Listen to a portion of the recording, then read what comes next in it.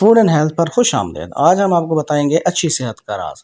حجاج بن یوسف کے دور میں دنیا کا ایک نامور معالج گزرا ہے، شعیب بن زید۔ حجاج نے اس سے اچھی صحت کا نسخہ لکھوا لیا۔ یہ نسخہ اس کی پوری طبی زندگی کا نچوڑ تھا۔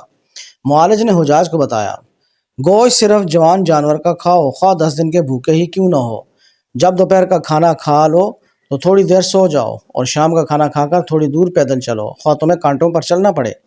پیٹ کی پہلی غذا جب تک ہضم نہ ہو جائے دوسرا کھانا نہ کھاؤ، خواہ تمہیں 3 دن لگ جائیں۔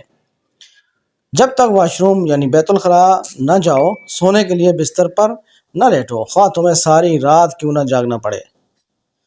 پھلوں کے نئے موسم میں پھل کھاؤ، موسم جانے لگے تو پھل کھانا چھوڑ دو، خواہ تمہارے لیے کھانے کے لیے کوئی اور چیز دستیاب نہ ہو۔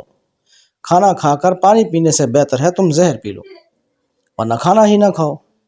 ناظرین، اور اچھی ویڈیوز دیکھنے کے لیے ہمارے چینل کو سبسکرائب کریں، بیل آئیکن کو دبا دیں تاکہ آپ کو ہر آنے والی ہماری نئی ویڈیو ٹائم پر مل سکے۔ شکریہ۔